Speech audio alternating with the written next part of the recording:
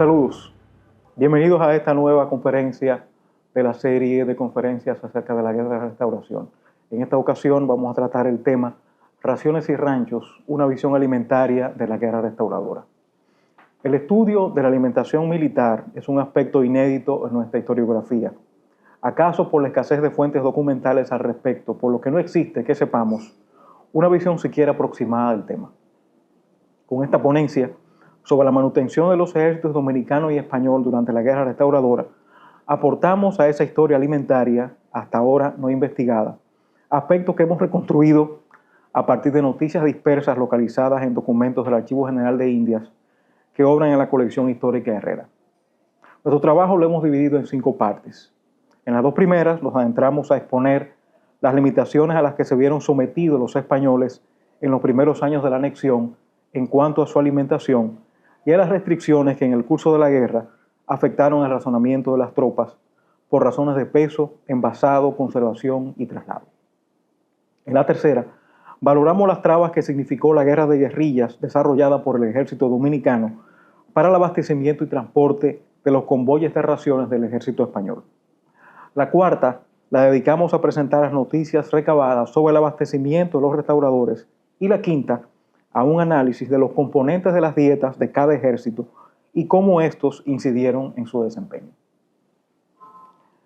El inicio de la anexión y las limitaciones para la alimentación. El 30 de marzo de 1861, para dar principio de ejecución a la reincorporación de la República Dominicana a España, zarparon desde el puerto de La Habana el vapor de Su Majestad Isabel la Católica, llevando la insignia y guiando como nave capitana, una goleta de transporte que ésta remolcaba, conducente de raciones y del material de un hospital de campaña, el vapor Velasco y la fragata de élite Berenguela. Última esta, en el que iba un cargamento de 100.000 cartuchos y como pasajero principal el brigadier Antonio Peláez, jefe de la brigada. El 6 de abril siguiente, esta flota atracó en la ciudad de Santo Domingo en el marco de una operación calificada como penosa, pero sin las dificultades que en mayor grado significó acuartelar las tropas, que durmieron en el suelo hacinadas y los oficiales sin lograr acomodarse en ninguna parte ni hallar qué comer. La anexión a España comenzó, pues, con una dificultad que resultaría permanente para las tropas ocupantes: el abasto en cantidad y calidad apreciables de provisiones de boca. Esta limitante no solo se manifestó en la ciudad capital, sino que fue patente rápidamente en otros puntos. La guarnición de Samaná, establecida antes de que la brigada expedicionaria de Peláez arribara a Santo Domingo, pronto atravesó una mala situación, por lo que sus fuerzas fueron auxiliadas el 18 de abril siguiente, conforme órdenes del general Rubalcaba, por el teniente coronel comandante Luis Golfín, quien llevó a bordo del vapor Blasco de Garay mes y medio de víveres, herramientas y 2.000 pies de tablas. La insuficiencia y la carestía de los alimentos golpeaban rudamente a la población dominicana al momento de la llegada de las milicias españolas. Las privaciones no solo apremiaban a los soldados, sino incluso a los caballos. El 21 de abril de 1861, vista la imposibilidad de hallar forraje para estos, se dispuso que la sección del escuadrón de caballería destacado en la capital se ubicara en San Cristóbal, distante 7 leguas. Los integrantes del cuerpo se distribuyeron en varias casas de palma y yaguas de la población y los caballos, por falta de localidad y forraje, se localizaron en un potrero inmediato. El aumento de la población, producto de la llegada de contingentes armados, implicó una mayor demanda de alimentos y su consecuente aumento de precio, como se expresaba en una carta al capitán general de Cuba del 12 de abril de 1861. En esa carta se decía lo siguiente: el alquiler de las casas y el valor de todos los artículos, aún los de primera necesidad, han subido en esta población de una manera extraordinaria desde la llegada de nuestras fuerzas, en términos que el precio de todos ellos es hoy mucho más elevado que el que tienen en La Habana. Un inconveniente adicional al incremento de los importes era la depreciación del valor del agente de cambio, que era la onza de oro española, que valía 16 pesos y medio, mientras que en Cuba se cotizaba a 17 pesos. Estaba claro que la carestía solo desaparecería una vez se importaran efectos desde el continente o las islas cercanas en cantidad suficiente para el consumo de la población y las tropas, y se recolectaran las cosechas de las siembras. Pero entre tanto, las autoridades locales solicitaban el despacho por los armadores de los diversos puertos de Cuba o por cuenta de la administración militar, si lo primero no fuese posible, de buques cargados de artículos indispensables, particularmente comestibles. Oficiales que estuvieron en la campaña de África entre 1859 y 1860 aseguraron que experimentaron aquí más privaciones que las que sufrieron en ese continente por la carestía de alimentos y el coste de los que aparecían de manera limitada. Amén de la insuficiencia y onerosidad de los alimentos, el clima resultó adverso para los peninsulares desde muy temprano, contrastando con la plena adaptación de los dominicanos, como lo ilustra una carta, la misma que ya referí, de abril de 1861. Dice la carta: sobrio y estacionario el dominicano acude a las fronteras para repeler las agresiones de su constante adversario el haitiano, sin cuidarse de calzado, de abrigo, ni mucho menos de la casa que abandona, y que si es devorada por las llamas, reconstruye luego sustituyendo el guano y la yagua donde hubo mampostería. Una cartuchera y un mal fusil y machete son las armas de que dispone. Y un plátano, única providencia de los pobres en América, su exclusivo alimento. Las tropas españolas hubieron de empezar sus incursiones en el país, no sin pasar ingentes penurias por las escasas provisiones de que pudieron disponer. El batallón de infantería de Puerto Rico, en misión en Barahona, por ejemplo, pasó en la playa el 12 de junio de 1861, un día de grandes sufrimientos por no tener bohíos ni medios de huir de los rayos de un sol abrasador, carecer absolutamente de agua y no haber podido recibir otro alimento que una galleta y una ración de tocino. El 16 de junio siguiente, camino al pueblo de Rincón, en el sitio denominado El Peñón, fue cuando guisó la tropa y comió el primer rancho. En el Hato de Jobo, como la tropa escaseaba de víveres, se le proporcionó plátanos y otros frutos del país con carne de cabro, o sea, carne de chivo. En el sitio conocido como los Bohíos de Atico, ante la necesidad de que se racionase al soldado que carecía absolutamente de medios para subsistir, se le suministró una ración de carne de macho cabrío, de chivo también, tocino y una galleta. En Palmar, la tropa comió su ración y en Cambronal un segundo rancho con víveres. Entre tanto, en Samaná, los pobladores dominicanos, que contaban con 30 conucos, se dieron a la tropa 15. Mas como quiera que no haya allí tiendas ni medios de proporcionar al soldado los artículos necesarios para el rancho, ha sido forzoso darles raciones, decía otro documento. Aunque el rancho, o sea, la ración, la comida de las tropas, se preparaba con víveres, y al menos en el caso de las tropas destacadas en la ciudad de Santo Domingo, se tenía como norma beber café a las 5 de la tarde, después del baño reglamentario en Guibia, resultó que, producto sin duda de apuros estomacales, algunos individuos de tropa, olvidándose de la disciplina y buen porte que deben guardar en todos sus actos y el decoro del honroso uniforme que visten, decía un documento de la época, entraron furtivamente en las huertas inmediatas a la ciudad de Santo Domingo para comer frutas. Por orden del 29 de abril de 1861, del comandante jefe de Estado Mayor, se requirió la vigilancia debida para evitar la repetición de tales excesos, con la prevención del castigo, con todo el rigor de las leyes. Pero el celo pedido no alcanzó los niveles deseados, pues como se advertía un mes después, el número de enfermos en los hospitales crecía por la ingesta de frutas resinosas no maduras, hecho ante el cual el brigadier Antonio Peláez recomendó a los jefes de cuerpos prestar atención para prevenir tan deplorable resultado. O sea, los españoles comían por el hambre incluso las frutas verdes. Visto los desastrosos efectos, el oficial médico pedía no hacer uso de esas frutas ni de ninguna otra, a no ser la naranja de China o la piña bien madura, cuidando de no tragar el bagazo, no tomar licores antes ni después de haberla comido. El funesto resultado producido por el uso de las frutas, a pesar de la prohibición que repetidas veces se le ha hecho a las clases y tropas de comerlas, llevó al brigadier general ordenar castigar con el mayor rigor al individuo que incurriese en tan incalificable falta mediante una segunda orden del 1 de julio siguiente. El sobreprecio de los productos de primera necesidad en el país, en comparación con los que predominaban en Cuba y Puerto Rico, era considerable, y radicaba en el hecho de que los comerciantes locales se surtían en esas islas. Al alto costo de las escasas vituallas que podían acopiarse, se sumaba como contrapartida la reducida provisión de recursos de la Administración de Hacienda para subvenir a la alimentación de tropas y saldar las compras a los proveedores dominicanos, lo que generaba quejas desde distintos lugares del país. Así, el jefe de operaciones de Neiva, donde radicaba una fuerza de más de 600 hombres y las razones diarias sobrepasaban los 20,000 pesos,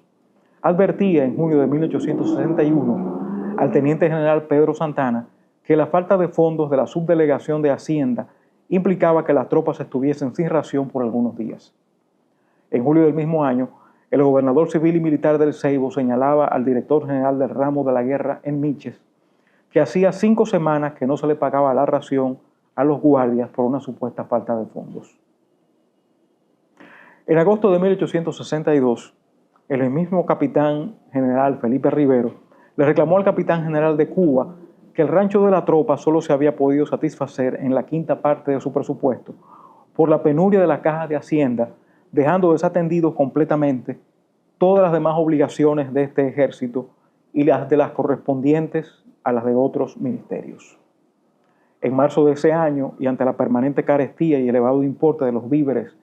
en las provincias de La Vega, Azua y Santiago, se había asignado un real fuerte de plus sobre su haber a las tropas que las guarnecían para cubrir el precio de los artículos que componían los ranchos, monto que se ratificó en los meses de mayo, septiembre y noviembre de 1862 y que a partir de mayo de 1863 pasó a 3 cuartillas de real. Para el aumento del rancho de las tropas de la Plaza de Santo Domingo,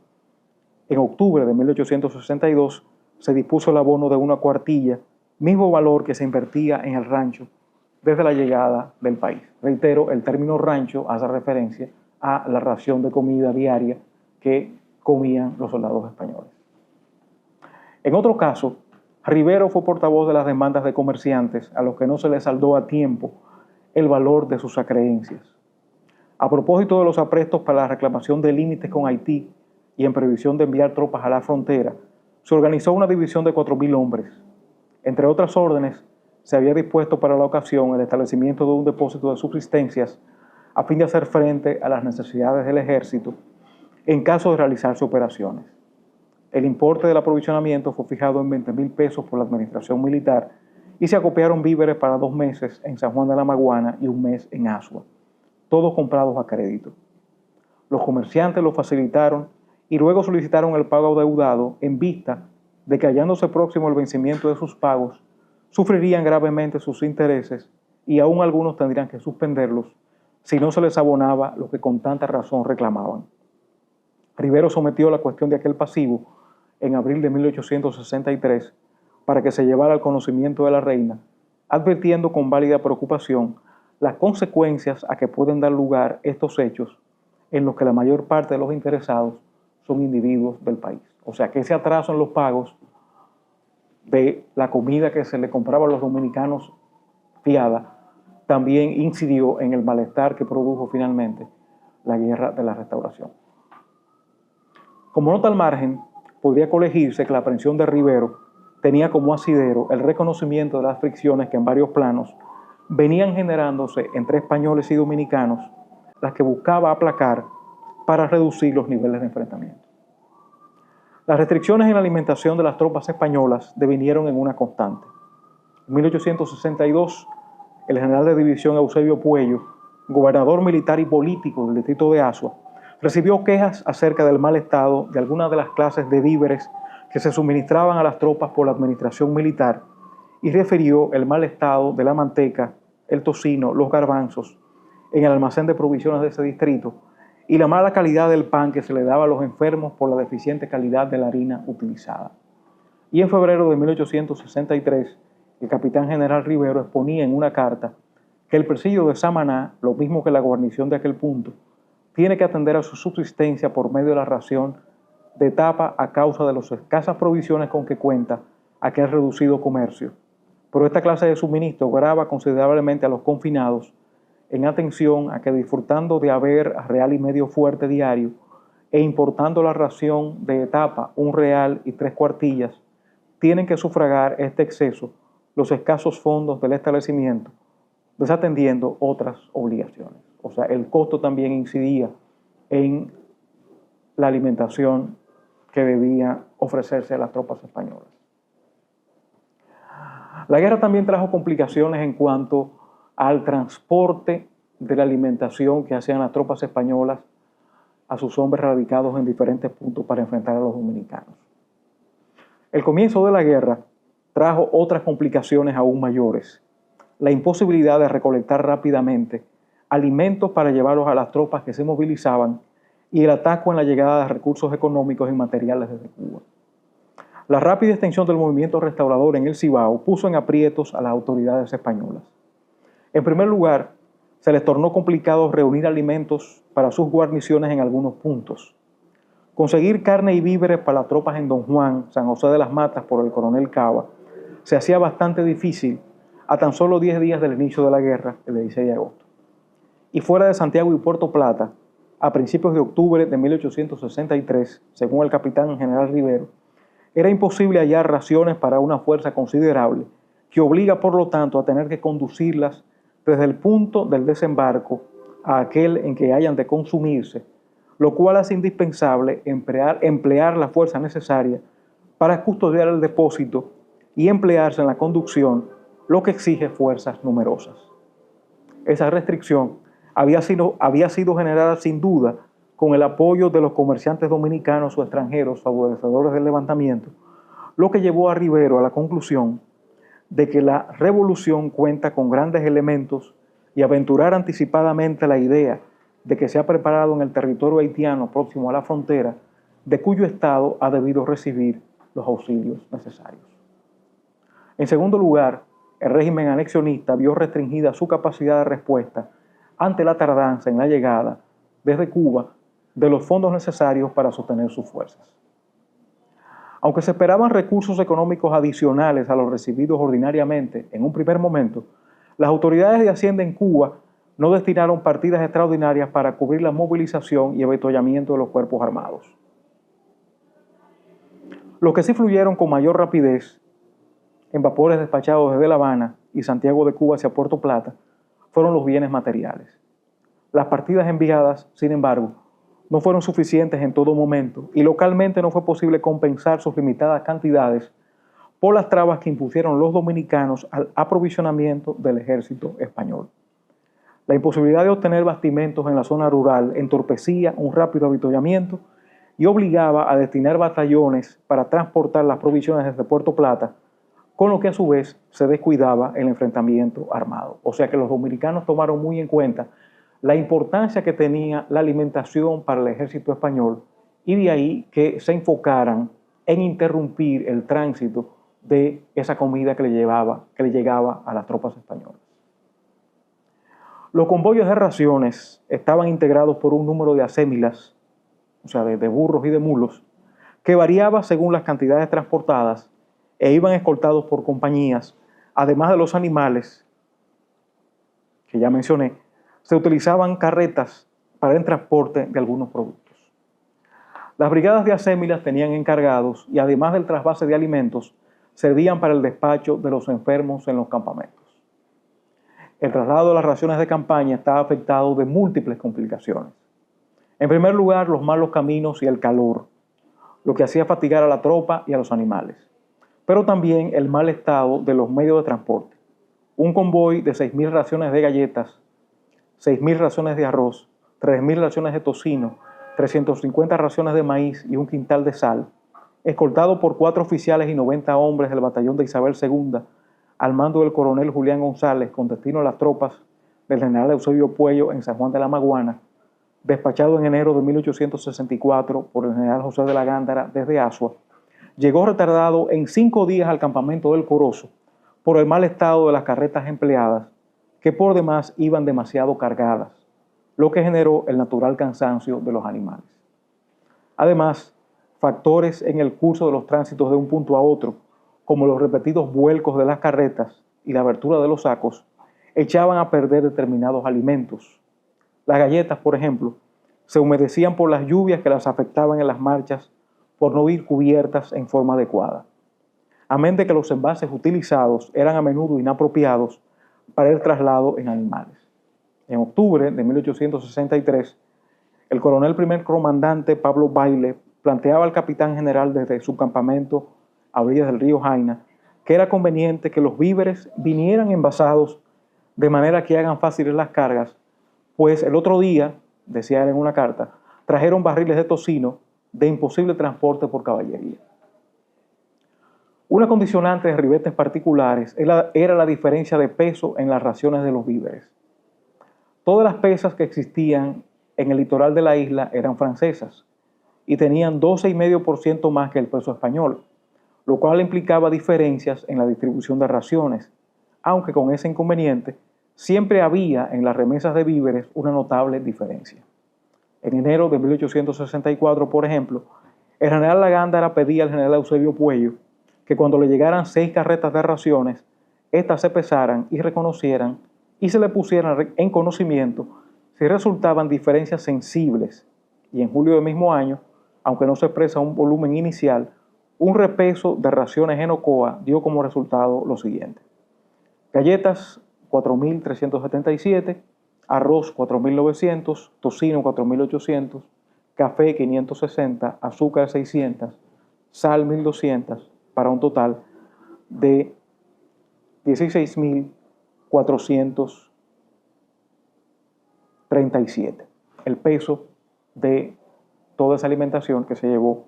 al sur en ese año. O sea, también había una diferencia en el pesaje que se hacía desde el punto de partida hasta el punto de llegada, porque el peso era diferente y consecuentemente había una variación. Se enviaba en ocasiones mucho menos comida que la que las tropas españolas necesitaban. Otra restricción a la rapidez en el transporte de las raciones era el muermo, enfermedad que afectaba a los burros, caballos y animales, caracterizada principalmente por ulceración y flujo de la mucosa nasal e infarto de los ganglios linfáticos próximos. Esa virulenta y contagiosa enfermedad fue la que detuvo el traslado en noviembre de 1863, por ejemplo, de más de 10.000 raciones que, llevadas al río Jaina por el transporte San Quintín y la goleta Santa Lucía, fueron impedidas de ser trasladadas al cantón de San Cristóbal. Por ningún medio pudo hacérsele continuar a las, además, 10 cansadas acémilas disponibles, a pesar de ser conducidas cada una por 3 soldados de caballería. La ingesta de los animales constituía otro obstáculo que dificultaba que las cargas llegaran completas a su destino. Tanto los mulos de carga como los caballos de oficiales y soldados se alimentaban con maíz y maloja, pero cuando faltaban las partidas del grano destinadas a las primeras, estas se racionaban con el maíz de los convoyes, parte de cuyas raciones, en caso de necesidad absoluta, también eran tomadas para alimentar a sus escoltas. Una carta de Vicente Ceballos al capitán general Carlos de Vargas desde Monteplata, en enero de 1864, ilustra sobre la fragilidad que se cernía sobre las columnas españolas cuando faltaba comida para los caballos y acémilas. Y él decía: este preciso servicio nos mata a la tropa y las acémilas y nos priva de una gran partida, la fuerza para operar, pero así tiene que ser. O sea que la alimentación de los hombres se destinaba a los animales y consecuentemente las tropas estaban disminuidas en su fuerza para poder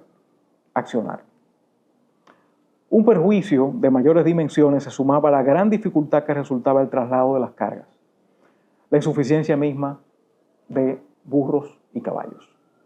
Sin mulos sobrados para su transporte, la movilización de tropas era arriesgada por la restringida cantidad de insumos, pertrechos y piezas de artillería que podían llevarse, lo que se complicaba aún más si el número de escoltas para su vigilancia era limitado y si la destinación de soldados para esa función implicaba dejar desguarnecida una posición. Ilustrativos de este inconveniente son los casos de las incursiones del coronel jefe de Estado Mayor Mariano Capa y el brigadier Rafael Primo de Rivera desde Puerto Plata a Santiago en septiembre de 1863 y el frustrado ingreso al Cibao del teniente general Pedro Santana en la segunda mitad del mismo año. Y me detengo en esos dos casos que son interesantes por referirse tanto a Santiago como al pretendido paso de Santa Anna desde el sur a la región norte. Capa había salido de Puerto Plata con 2 piezas de artillería y 1.500 hombres de los batallones de la Corona, Cuba e Isabel II y 2 compañías del batallón de Madrid para auxiliar al brigadier segundo cabo Manuel Buceta, sitiado por los restauradores en la fortaleza San Luis de Santiago. Como sabemos, Capa pudo llegar a Santiago, pero no pudo tomar la ciudad y tuvo que refugiarse en la iglesia parroquial, donde hoy está la catedral. Fue entonces cuando Primo de Rivera llegó a Puerto Plata desde Cuba el 9 de septiembre siguiente, con fuerzas a bordo de los vapores Isabel la Católica, Pájaro y Ulloa, compuestas por el 2º Batallón del Regimiento de Infantería del Rey, el Batallón de Cazadores de la Unión, cada uno con 500 hombres, y una compañía de artillería de montaña, aprovisionadas con 4 piezas de artillería, acémilas, municiones, víveres y equipajes, con los que saldría en dirección a Santiago para socorrer a sus compañeros de armas. El comandante Juan López de Campillo advirtió que se carecía de acémilas y raciones de víveres suficientes para convoyar las tropas al interior, lo que ofrecía 1.000 dificultades y que salir solo con 1.000 hombres, sin datos acerca del enemigo y del paradero de las columnas españolas, era arriesgado. Pero entendía fácil lograr el encuentro con el brigadier Buceta y el coronel Capa, salvándoles quizás de un grave conflicto. Pese a esa advertencia, y aun cuando efectivamente le hacían suma falta acémilas y víveres, así como alpargatas para los soldados, y no zapatos por ser inconvenientes, Primo de Rivera anunció al capitán general de Cuba que saldría hacia Santiago el 11 de septiembre. Para el equipaje de sus hombres dispuso que se llevaran solamente una muda de ropa y una manta. En esa fecha, Primo de Rivera partió con 5 paquetes de cartuchos y 4 raciones de tapa, además de una camisa, un pantalón y un par de zapatos por soldado. En 18 animales que trajo de Cuba, transportó 75.000 cartuchos y las cargas y botiquines de los cuerpos. Sometido a ataques a partir del sitio de Hojas Anchas y con víveres solo para 2 días, al día siguiente de su salida, acampó en la sección de Pérez en el camino de Santiago a Puerto Plata, donde reunido en consejo de guerra con sus oficiales superiores, concluyó que, estando el país sublevado en masa y abandonados todos los caseríos, no hay modo de proporcionarnos recursos, ni establecer depósitos de municiones, ni tener confidentes, espías, ni guías seguros,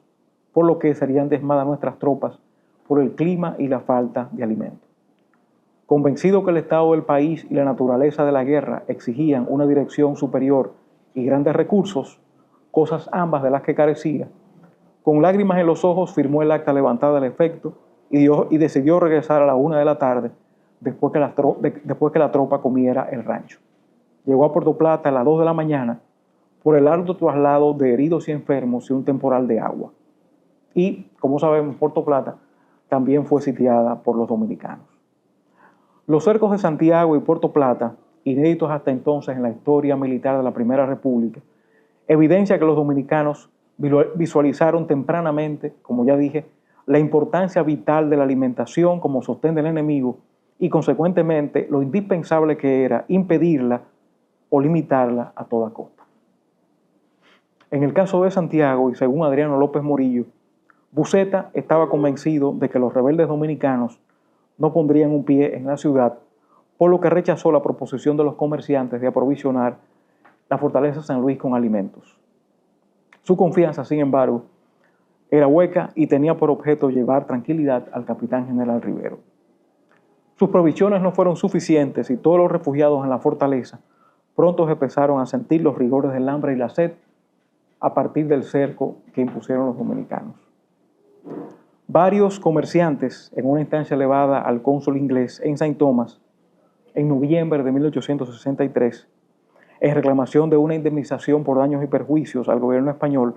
decían que Buceta rehusó obstinadamente e incluso descortésmente la reiterada oferta de varios comerciantes de que sus provisiones en reserva fueran llevadas a la fortaleza a tiempo antes de que el pueblo cayera en manos de los dominicanos en los términos de un crédito al gobierno español. Los almacenes y las tiendas de provisiones de Santiago tenían abastecimientos suficientes para 5.000 personas durante 3 meses por lo menos. Sin embargo, no se tomaron medidas de precaución para lo peor. Estas afirmaciones que corrobora Adriano López Morillo y que supone como una medida que hubiese salvado el dominio español en el Cibao, contrastan con el señalamiento de Alejandro Angulo Guridi de que los españoles, a ciencia y tolerancia de Buceta, saquearon la ciudad y que éste bebió bastante de los vinos así robados. Pero, sin embargo, hay que pensar que si había alimento para 3 meses, ¿por qué los españoles entonces se retiraron 13 días después? Evidentemente no había tanta comida en la fortaleza y los dominicanos aprovecharon de que los españoles no la tomaron y la utilizaron para aprovisionar sus tropas. De la pérdida del Cibao con la caída de Santiago, dieron cuenta el capitán general, el mariscal de campo Antonio Abad Alfau, el coronel jefe de Estado Mayor Mariano Capa, quienes con algunos heridos llegaron a Santo Domingo después de llegar a Puerto Plata, el 18 de septiembre en el vapor San Francisco de Borja, procedentes de Puerto Plata. En Puerto Plata, después de la salida de Buceta a Santo Domingo, las tropas españolas se retiraron de la ciudad a la fortaleza San Felipe, por lo que Puerto Plata fue literalmente abandonada por sus habitantes. Unos se acogieron a los buques anclados en el puerto y otros bajo los fuegos del fuerte. Entonces, al igual que sucedió en Santiago, Puerto Plata fue incendiada por los dominicanos. La quema de la ciudad privó a los españoles de la gran variedad de alimentos que el comercio en Puerto Plata podía suplirles, pero también a los ciudadanos que se refugiaron en la fortaleza, por lo que se hizo más terrible la situación. Solo unos cuantos puertoplateños acudieron y accedieron al planteamiento y otros al segundo, y unas 100 personas fueron embarcadas en un vapor con destino a Santo Domingo, quedando en el fuerte más de 500 refugiados. A fin de subsistir, los españoles construyeron trincheras para dejar encerrado dentro del recinto fortificado los pozos de agua que se hallaban próximos al fuerte y despejaron zonas de terreno labrado y sembrado, particularmente de platanales y otros cultivos que servían de sustento a los dominicanos, para contar con áreas en las que pudieran proveerse de leña para hornear pan y cocer sus ranchos. Al tiempo que atacaron a los dominicanos que los asediaban, a los que tomaban y destruían sus armas, monturas, ropas, hamacas, mantas, sábanas, zapatos, municiones, cajas de guerra y provisiones de pan, harina, carne y plátanos. En octubre de 1863, en atención a las circunstancias extraordinarias en que se encontraba la ciudad y a que la cobranza de derechos de exportación e importación era una traba para el despacho de los buques surtos en la bahía, se ordenó al administrador de rentas que permitiera la entrada y salida de todo buque y sus descargas sin más derechos que los de práctico y vigía. Ante la falta de víveres y bloqueados por unos 8.000 dominicanos, en el campamento de Puerto Plata pasaron a ser esenciales la leña y la harina. La primera por constituir un artículo de tanto gasto para los ranchos de tropa y cocinas de los jefes oficiales, empleados civiles y paisanos cobijados bajo las defensas, así como para los hornos de pan. Y la segunda, la harina, justamente para elaborar pan, preferido sobre la galleta, y para cuya cocción se construyeron 2 hornos. La guarnición y la marina de Samaná eran las que suplían de leña a Puerto Plata, según un informe del brigadier gobernador de esa provincia. Para junio de 1864 se enviaban 1.533 quintales mensuales de leña, así como carbón de piedra por quintales. Los hornillos y fogones eran distintos y se usaban uno u otro. A modo de sustento tempranero, en noviembre de 1863, entre otras prevenciones generales, Primo de Rivera dispuso que a las 4 de la mañana las tropas en Puerto Plata tomaran una buena sopa, café y una copa de aguardiente, estimulantes madrugadores que pasaron a anteceder a los artículos de ración que completaban la dieta basada en harina, arroz, garbanzos, alubias, una especie de frijoles, generalmente malos, y tocino, tocineta o manteca. Fuera de esas mercaderías, cualquier otro artículo que se pretendiese obtener debía ser pagado a precios exorbitantes a aquellos que los adquirían en islas cercanas. En el caso de Santa Anna, nombrado en septiembre de 1863 por el capitán general como comandante general en jefe de todas las tropas del ejército y reservas del país que operasen o hubiesen de operar en las provincias de la zona norte o cualquier otro punto de la isla, quebrar el dominio restaurador en el Cibao fue una operación frustrada. Entre las restricciones estratégicas sufridas por la columna bajo su mando y del general Carlos de Vargas, se contaron los hechos de que no contaba con el número de animales necesario, que el servicio de bagaje no estaba completamente organizado y que no había caballos suficientes en los puntos de tránsito para realizar relevos. La división de Santana, que contaba con 5 batallones, 2 compañías y un escuadrón de cazadores de Santo Domingo, no pudo traspasar la cordillera central y estableció sucesivamente su campamento en Sanguino, Guanuma y Monte Plata, donde fue aprovisionado desde Santo Domingo por las vías terrestres y marítimas, esta última con vapores que remontaban el río Sama hasta el Caimito, la barca de Santa Cruz y el paso de Yabacao. A esos puntos le fueron remitidas acémilas con sus correspondientes aparejos y acemileros encargados de la conservación de este ganado, piezas de artillería, cajones de municiones de artillería y de carabinas, cápsulas y miles de raciones de galletas, arroz, tocineta, menestra y manteca, con la dotación correspondiente de sal, que eran recibidas por el comisario de guerra de su cuerpo de operaciones con los transportes y fuerzas necesarias para su traslado hasta su cuartel o llevadas a sus puntos de destino en los mismos mulos enviados. Aunque para Rivero el sostenimiento de las tropas de Santana era primordial, las provisiones enviadas no lo eran en cantidad suficiente o eran consumidas rápidamente.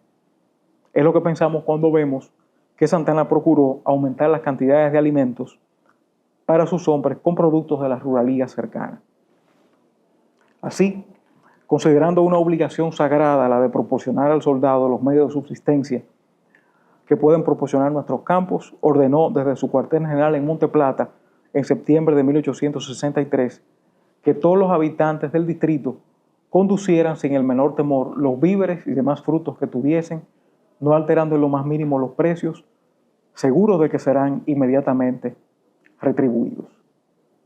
El 1 de octubre de 1863, Santana le puso al tanto a Rivero de las bajas que por efecto de enfermedades tenían diariamente los cuerpos de su división y reservas, quedando reducido a una fuerza de 1.500 hombres. Le pedía entonces enviar a Yamasá por el camino de Sanguino de las fuerzas de que pudiera disponer y desembarazar a este cuerpo de operaciones de los muchos enfermos que tiene, dotarle de raciones para un número suficiente de ellas, así como de las municiones y animales que necesite para su servicio. Rivero contestó en esta misma fecha disponiendo el envío de acémilas, cuyo número pasaría de 20, con sus correspondientes aparejos y acemileros, que se dirigirían por tierra a la barca de Santa Cruz con una compañía de Puerto Rico para su custodia, y asimismo el transporte al cuartel general de Santana de 14.000 raciones de galletas y una cantidad de sal mayor de la que correspondía a las mismas. El vapor Majestad la conduciría a aquel punto, lo mismo que las municiones, raciones y demás artículos que existían en el Caimito y que no pudieron llevarse a Monte Plata por falta de transportes. A Santana le urgía racionar sus tropas para marchar sobre el enemigo en Yamasá, pero las galletas y la sal saldrían mucho más tarde por la barca de Santa Cruz, lo mismo que los animales, que definitivamente sumaron 23. Apremiado después de haber batido a los dominicanos en los campos de Bermejo y Yamasá, le escribía exasperado, reclamando mucho mayor cantidad de raciones y hombres. De manera que Santana tuvo no solamente limitaciones por la geografía para poder entrar al Cibao, sino también justamente por la falta de alimentos y por las enfermedades que sufrían los soldados producto de esas limitaciones. ¿Cómo incidió entonces la guerra de guerrillas en la alimentación tanto de los españoles como de los dominicanos? Mientras Santana estaba impedido de acceder al Cibao, en octubre de 1863, el general Benito Monción recibió una circular de Mella, desconocida hasta ahora, pero cuyo contenido reiterado, mediante oficio número 212 del 26 de enero de 1864, suscrito por el vicepresidente del gobierno provisorio, Benigno Filomeno de Rojas, y que se ha consagrado como el instructivo sobre las indicaciones para la guerra de guerrillas, sistema asumido por los dominicanos para el enfrentamiento con los españoles ante la insuficiente cantidad de armas de fuego con que contaron desde un inicio, la imposibilidad de obtener un mayor número de estas en el curso de la guerra y el reconocimiento de ser poseedores de piezas de fusilería deficientes. Entre las tácticas de la guerra de guerrillas estaban primero hostilizar al enemigo de día y de noche. Segundo, interceptar bagajes y comunicaciones y cortar fuentes de agua. Tercero, agopio con guerrillas ambulantes con unidad de acción sobre frente, vanguardia, retaguardia y flancos. No presentar frentes por pequeños que fuesen. Y hostigamiento en pequeños grupos para evitar el sueño día y noche de las tropas españolas. Esas tácticas se impusieron tempranamente para impedir el abastecimiento de las fuerzas españolas y de ellas en sus múltiples formas hay variados testimonios. En el Cibao, por ejemplo, a propósito de la expedición española que intentó penetrar por Montecristi en junio de 1864, los dominicanos trataron de impedir con una descarga cerrada y un pequeño tiroteo la aguada que hacía en la laguna de Rincón el ganado de la División de Operaciones Españolas en esa localidad y un batallón. Y en octubre del mismo año el gobierno dispuso que en caso de que el enemigo, las tropas españolas, amenazasen las líneas de Estero Balsa y Guayubín, se arroje con tiempo todo el ganado que existe en ellas para arriba, a fin de prohibirle de este recurso y que solo se utilice a nuestro favor. O sea que en caso de que las tropas españolas avanzaran más allá de Montecristi a un cierto lugar, se le dio la orden a los dominicanos de retirar, de llevar a otro lugar el ganado que pudiese haber en ese punto, para que los españoles no pudiesen matarlo y alimentarse de esos animales que pudiesen encontrar ahí. Como nota al margen, hay que señalar que producto del estancamiento de esa expedición en Montecristi, los españoles hubieron de administrar en provecho de su salud y alimentación los recursos naturales del terreno en el que se vieron limitados, en el que acamparon con tiendas de saco que eran muy calurosas. Así, por orden del 18 de mayo de 1864 del brigadier jefe de Estado Mayor Antonio Peláez, se prohibió e impidió que las tropas de la división arrancaran palos de las estacadas y efectos de los bohíos para utilizarlos como leña para los ranchos de sus respectivos cuerpos, que deberían recoger diariamente de cada batallón un capitán con el número de subalternos correspondientes y 10 hombres de compañía. Del mismo modo, por otra orden del 4 de junio de 1864, se estableció que el cuerpo de ingenieros cercara la laguna de agua potable designada para beber y cruzar los ranchos, y que lo mismo se hiciera con otras lagunas para brevar el ganado y el lavado, que se haría en otro punto, extrayéndose el agua de esos ojos de agua. Finalmente, la Junta de Policía e Higiene del campamento sugirió que cada día se bañara un batallón en el mar de 6 a 7 de la mañana y sentó el criterio de que las bases de una buena higiene son respirar un aire puro y de buenas condiciones, alimentarse con sustancias de buena calidad y especialmente beber agua cuyos elementos constitutivos sean tan solo los propios de dicho líquido. Imagínense ustedes que había que bañarse en el mar. Si uno va a la playa ahora, quedarse con esa sal arriba, ¿qué serían esos soldados que tenían entonces que quedarse con esa sal y entonces ponerse el uniforme para ir a pelear? En el sur y el este, una vez la guerra se extendió hacia esas regiones, los convoyes españoles se convirtieron en blancos primordiales de las guerrillas restauradoras. En el sur, vapores españoles desembarcaban raciones en las calderas y agua la estancia y la desembocadura del río Jaina, desde donde eran trasvasadas a Sémilas para su traslado. Al menos en una ocasión, en octubre de 1863, se sugirió aprovechar la luz de la luna para recoger los embarques en Jaina y marchar de madrugada con seguridad para burlar los ataques de los dominicanos. En el este, el traslado de los alimentos se hacía por la vía marítima y fluvial desde Santo Domingo. La boca del río Yabacao era el lugar destinado para el desembarque de las provisiones que se llevaban al campamento de Ponte Plata, en tanto que al río Huasa, la boca del río Soco y Macorís arribaban buques de guerra españoles para trasvasar campamentos al interior. En el caso del Ceibo, en caso de falta de raciones, se enviaban balandras a proveerse en Samaná. Ya en tierra, los convoyes debían tomar rutas bien difíciles. Higüey y el Ceibo estaban separados por 14 leguas de muy mal camino, todas a través de montes muy espesos. En la provincia del Ceibo, espesísimos bosques se extendían por los flancos de todos los caminos y entre Atomayor y el Ceibo los convoyes tenían que atravesar difíciles pasos. La utilización de las tropas españolas tenía como último fin destrozarlas e impedir que los convoyes de alimentos llegaran a su destino y en el peor de los casos retardar su llegada. para dejar a sus lugares de destino con nulas posibilidades de defensa. Y es que sin líneas de suministro, preservar una posición era menos que imposible.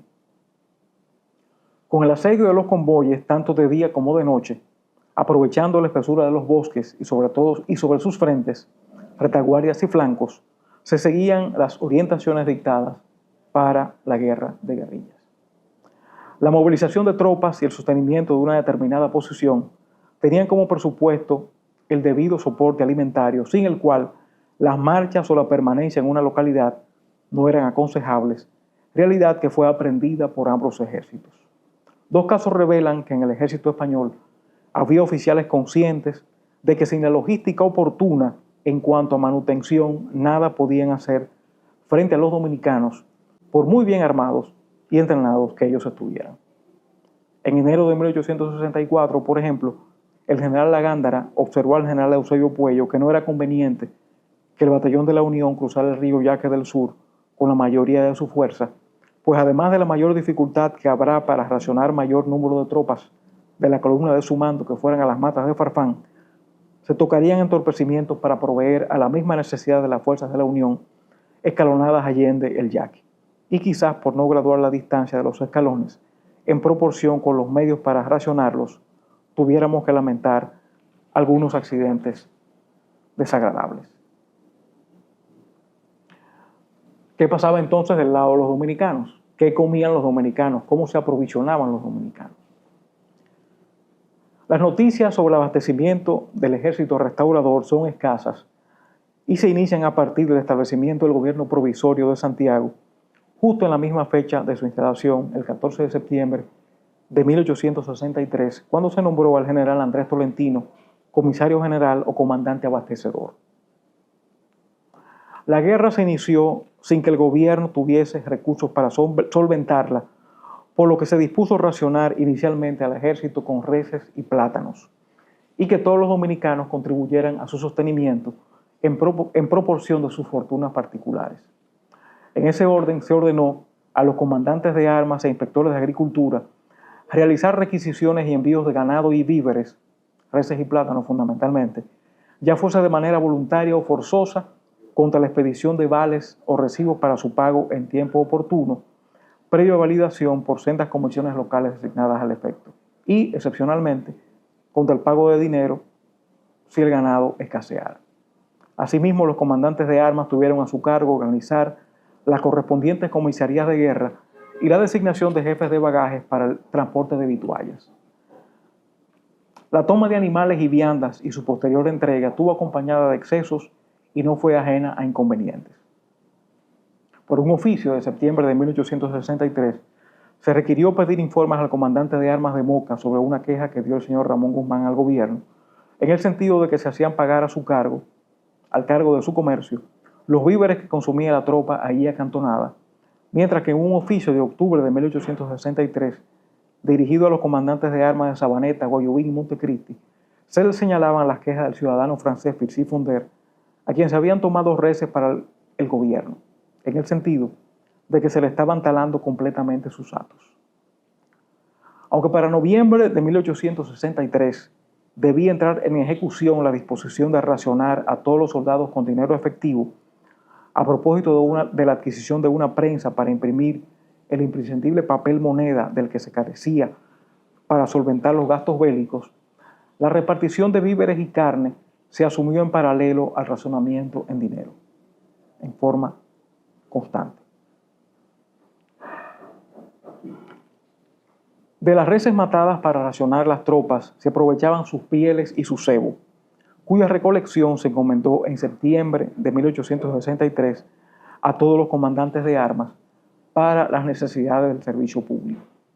Entre esas necesidades, ya que se tomaba el sebo de los animales muertos, se contaría la fabricación de velas, por ser una alternativa más barata que la cera, y la lubricación de los cartuchos de fusil. O sea, los cartuchos, antes de ser introducidos en los rifles o en los fusiles, se engrasaban con sebo para que bajaran más rápidamente. Con relación a este último, hay que recordar que el sebo se empleaba justamente para engrasar esos fusiles y que fue materia prima para fabricar lubricantes para las municiones de los fusiles Springfield modelo 1861 utilizados en la Guerra de Secesión norteamericana. En cuanto al desempeño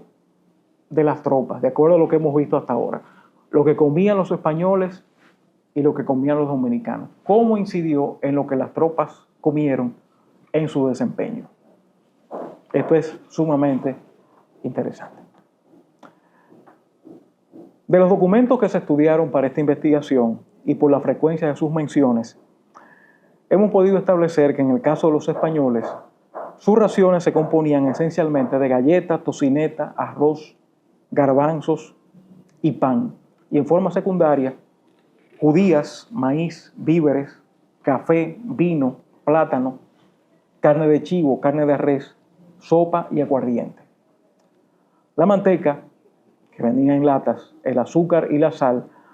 también referenciados, bien pudieron ser utilizados para cocinar o agregar sabor a algunos de estos alimentos. El azúcar para beber café, la sal para conservar la carne, en fin. La galleta, en palabras del general La Gándara, era el artículo de mayor necesidad y todas las tropas de la isla la alternaban con el pan, recomendado desde el siglo XVIII como comida militar para prevenir enfermedades como el escorbuto, la disentería o las calenturas, todas derivadas de una mala alimentación, y que proporcionaba alrededor del 50% del total de calorías ingeridas al cabo del día por los soldados. La tocineta era el principal alimento de origen animal presente en las raciones, y los garbanzos y las judías representaban la única provisión de legumbres.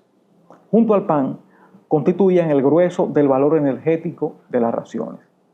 La galleta y la tocineta, como municiones de boca fundamentales, podían unirse a los garbanzos,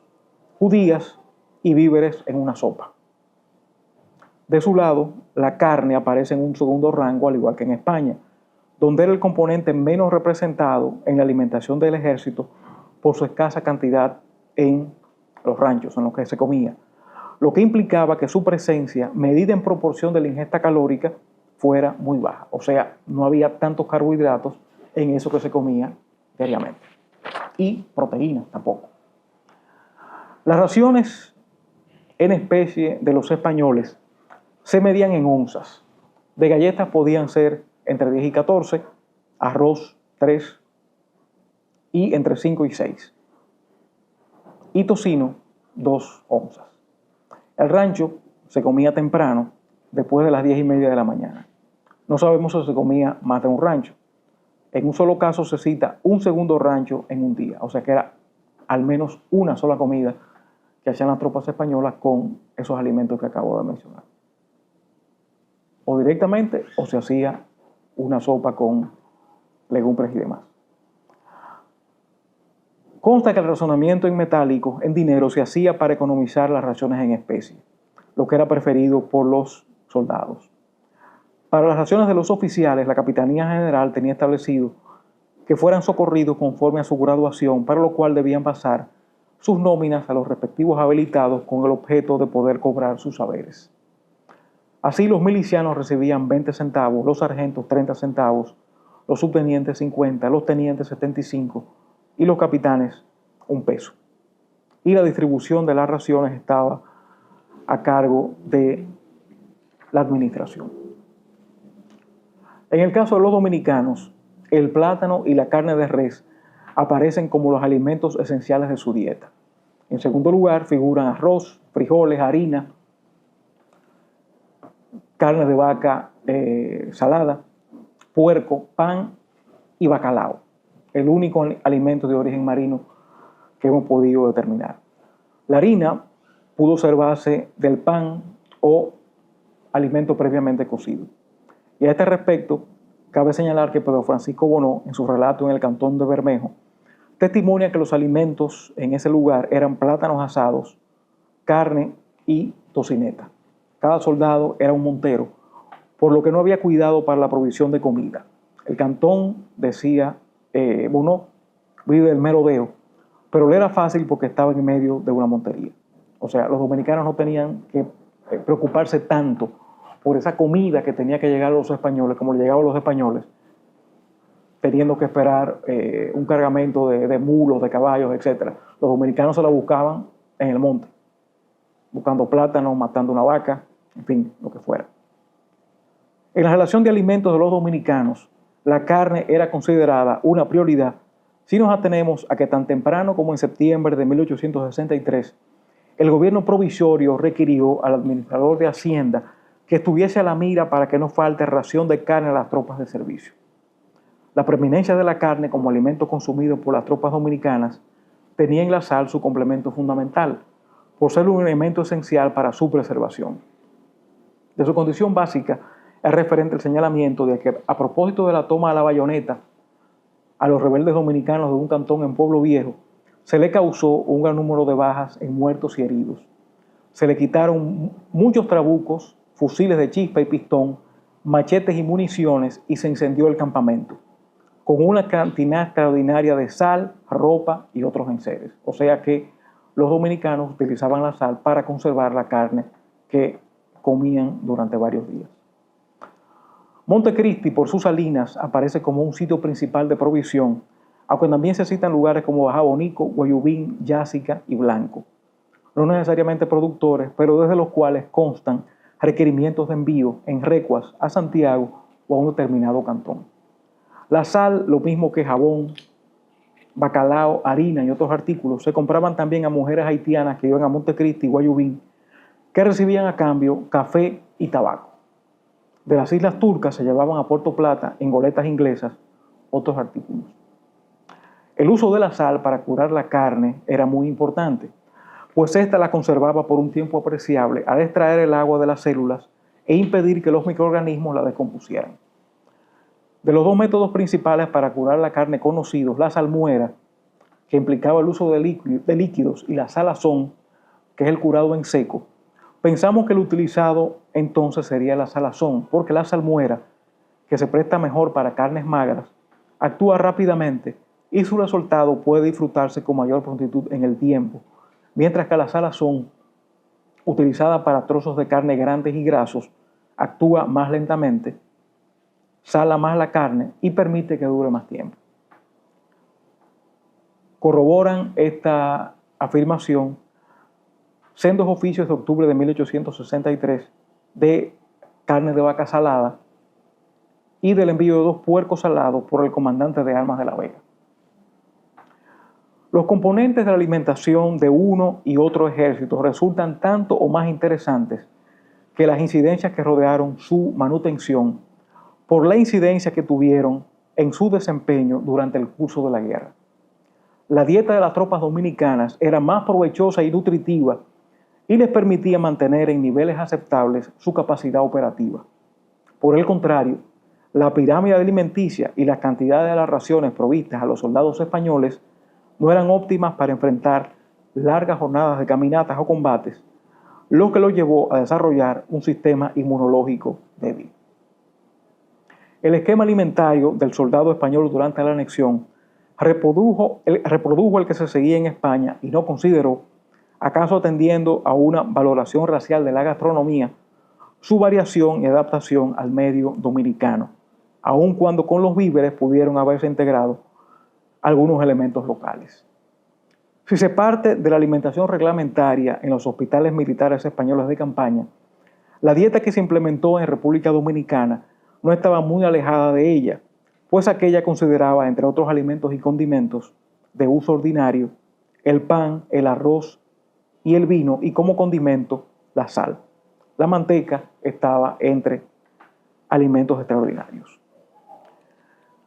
El coronel Médito Arcarazo García, de la Academia Militar de España, precisa que en campaña persistían dietas monótonas y poco variadas, consistentes en galletas, carne seca y salada y muy pocos vegetales. Tal limitación a la variedad de alimentos se extendió hasta principios del siglo XX y particularmente hacia las décadas 1850-1860, además de una ración de pan de 700 gramos. La dieta comprendía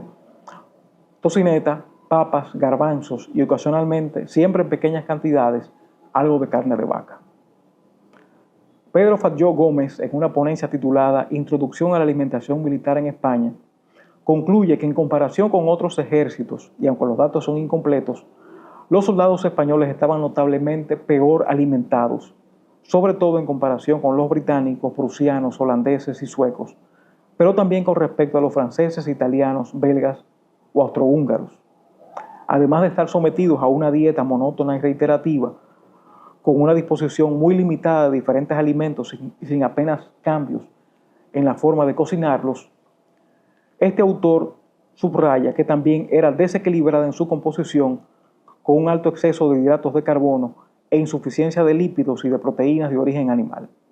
Tampoco era correcta la distribución horaria de las comidas y durante todos esos años el desayuno no existía o era muy poco nutritivo. Otro autor, Fernando Fernández, a partir del estudio de diferentes platos, ranchos alimenticios de los españoles, ha concluido que la alimentación de los soldados era deficiente de forma habitual, por ser insuficientes en cuanto a la cantidad de calorías y defectuosos en lo referido a la calidad de productos nutritivos,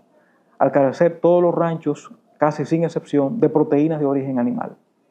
Las frutas, verduras, huevos, productos lácteos y casi por completo la carne y el pescado estaban ausentes en casi todos los modelos. En el caso dominicano, consulté a Emilcia Amelia Tejada, egresada magna cum laude de la carrera de Administración Hotelera en la Pontificia Universidad Católica Madre y Maestra, especialista en gestión de alimentos y bebidas por la Universidad de Córdoba, España, y con una columna semanal sobre temas de nutrición y gastronomía en el periódico Diario Libre por 15 años ininterrumpidos. Yo le pasé esta información y ella llegó a estas conclusiones sumamente interesantes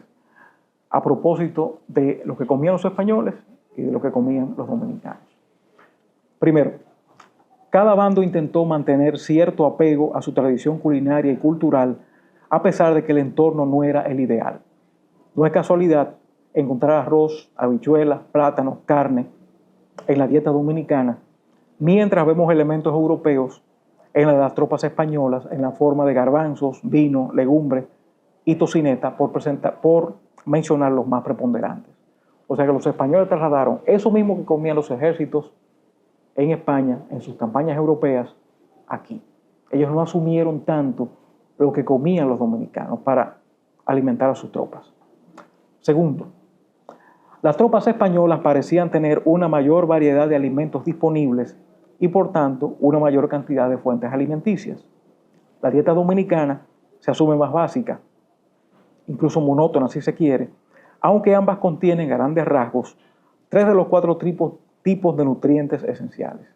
proteínas en las carnes, pescados y legumbres, carbohidratos en arroz, harina y galletas, y grasas contenidas en la preparación de los mismos alimentos o en la manteca española. La fuente primaria de energía, ambos ejércitos la obtenían de los carbohidratos y las legumbres. Tercero,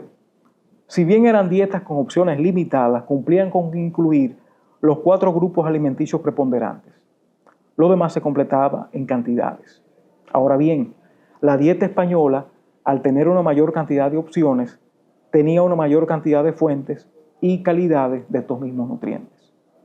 Cuarto, aunque hay mención de frutas o vegetales, podemos asumir que los tenían disponibles en los mismos lugares donde se escenificaban las batallas. Seguro que los dominicanos tenían tiempos de marotear mangos, limones, naranjas, aguacates, frutas con un excelente nivel nutricional y altamente vitamínicos, lo que les ayudaba en la hidratación y la obtención de energía instantánea, al tiempo que fortalecía sus defensas, lo mismo que los huevos y otros víveres que seguro encontraban en conucos y pequeños sembrados, cosa que no hacían los españoles. O sea, los españoles no se metían en un monte a buscar fruta, aguacate. Comían lo que les llegaba desde los puntos de traslado. Quinto, en cuanto al contenido calórico, la comunidad médica entiende que los requerimientos diarios para un hombre medianamente activo debe rondar las 2.800 calorías en una dieta balanceada. Lo que encontramos aquí, en esta investigación, a duras penas, a falta de una mayor variedad de alimentos. Posiblemente el desayuno español consistía en galletas y café, manteniendo algunas galletas para picar a lo largo del día, porque no añadían peso a la carga. Del lado dominicano, asumiendo que mantenemos la misma costumbre, el desayuno era fuerte, con plátanos o víveres y bacalao guisado. Temprano en la mañana, el bando dominicano tenía una mejor zapata en el estómago y alimentos de más alto contenido calórico, por lo que posiblemente los dejaba en mejor forma para afrontar el día. O sea, los dominicanos tenían un buen desayuno, a diferencia de los españoles que no tenían una alimentación tan pesada en la primera comida del día. Ahora bien, número 6. Por las cantidades y considerando el peso que debían llevar encima, las horas de camino y los rigores del tiempo, me parece que los españoles no lograban cubrir los requerimientos calóricos que necesitaban para mantenerse en buen estado por muchos meses. Los dominicanos, si bien tenían menos variedad, sí podían acceder a una mayor cantidad de plátanos, arroz y habichuelas como fuentes primarias de energía, por lo que en ese sentido considero que tenían mayor ventaja. Número 7. Salar o ahumar las carnes era una necesidad en aquellos tiempos. La sal funcionaba como un conservante, lo mismo que el ahumado, permitiendo que las carnes o pescados pudieran mantenerse por un mayor tiempo sin necesitar refrigeración. El proceso de salar la carne eliminaba gran parte del contenido de agua, preservando los nutrientes. Dice Emilce, confirmé en el Arú gastronómico que el bacalao salado es incluso más energético que el fresco, aportando unas 350 calorías por cada 100 gramos. De su lado, la tocineta se consume ahumada o salada. Ambas formas permitían larga duración o conservación y es el mismo principio del bacalao. Por su parte, la res que consumían los dominicanos me parece que era fresca.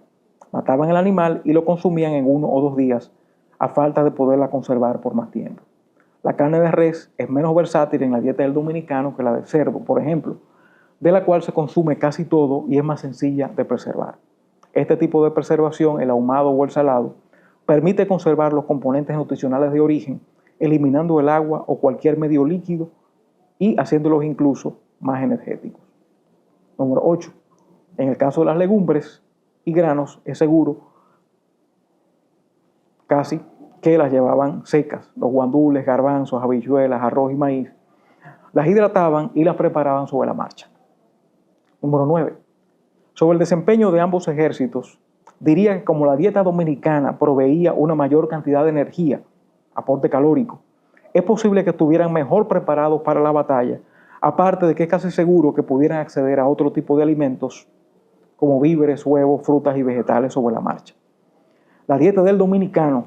aseguraba llenar el estómago con buenas fuentes energéticas y de buena calidad durante todo el día. El pan y las galletas españolas, si bien llenaban al momento de consumirlas, no sostenían por mucho tiempo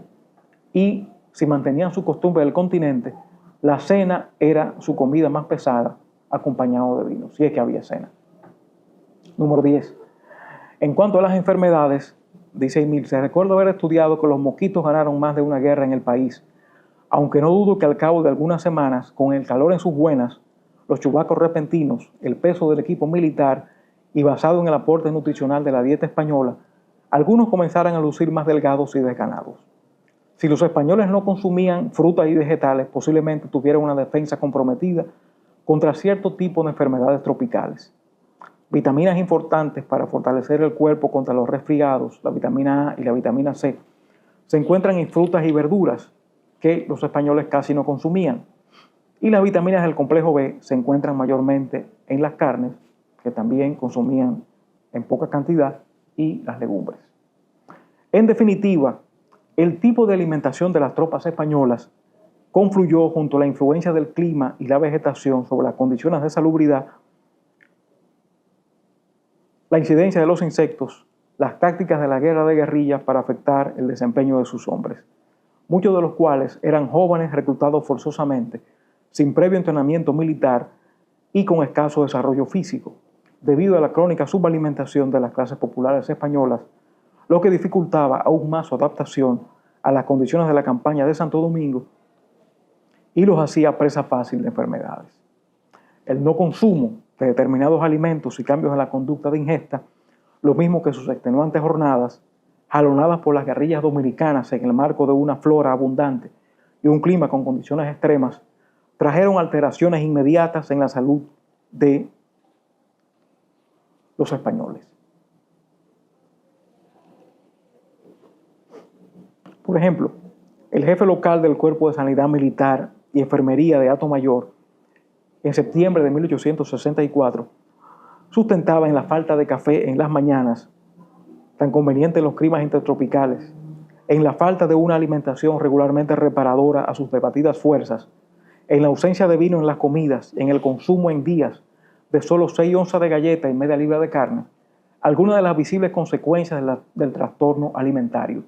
como fiebres tifoideas, vómito y viruela. Las más graves derivaciones de esas faltas eran las úlceras en las pies y las piernas, que venían precedidas de fiebres o disentería, y a las cuales desde la óptica media se atribuían variadas causas, tales como la falta de un buen calzado, el repentino cambio de temperatura al cruzar los ríos, permaneciendo después con las extremidades húmedas, y primariamente la alteración de la sangre, producto de la constante y uniforme alimentación de carne de reses recién muertas, sin ninguna preparación preliminar del tocino y otras sustancias análogas, la temperatura húmeda y caliente al mismo tiempo, la constante fatiga de la guerra y las penalidades morales. O sea que los españoles tampoco preparaban debidamente los alimentos, además de tener todo un entorno completamente adverso. En febrero de 1864, por orden del capitán general, conforme a lo propuesto por el jefe de sanidad militar y para evitar la gran cantidad de enfermos en los campamentos, entre otras cosas se dispuso un conjunto de medidas en torno a la calidad de los alimentos y las bebidas, la distribución de café y de vino, el no abuso de bebidas espirituosas, entre otras disposiciones. Pero esas medidas planteadas por la Capitanía General fueron infructuosas. En un país sin caminos para comunicar en forma eficiente y rápida a las poblaciones y sin esclavos para servir como mano de obra barata para sembrar y recolectar vegetales y viandas, pescar en ríos, lagunas o el mar para obtener pescados, o levantar depósitos en diferentes puntos a fin de crear cadenas de abastecimiento, las dificultades logísticas que rodearon la alimentación del ejército español desde el inicio de la anexión impidieron que pudiera atenerse a los 3 criterios fundamentales a los que la guerra debe sujetarse en momentos de campaña: facilidad de abastecimiento, satisfacción de las necesidades derivadas de las circunstancias de la guerra y facilidad para la conservación, distribución y transporte. A esas carencias se sumó la tormentosa fusión del clima, vegetación densa, guerra de guerrillas invencible y enfermedades mortales, que acabó por aniquilar el glorioso ejército de Isabel II. Fue tan apabullante el peso de la derrota que junto a sus banderas arriadas, los españoles se llevaron hasta sus sartenes. Por orden general del 17 de junio de 1865, se dispuso que al día siguiente los jefes y oficiales debían tener listos sus equipajes para embarcarlos sin dilación y que las tropas debían conducir solamente los efectos de sus morrales y sus precisas ollas de rancho. Muchas gracias.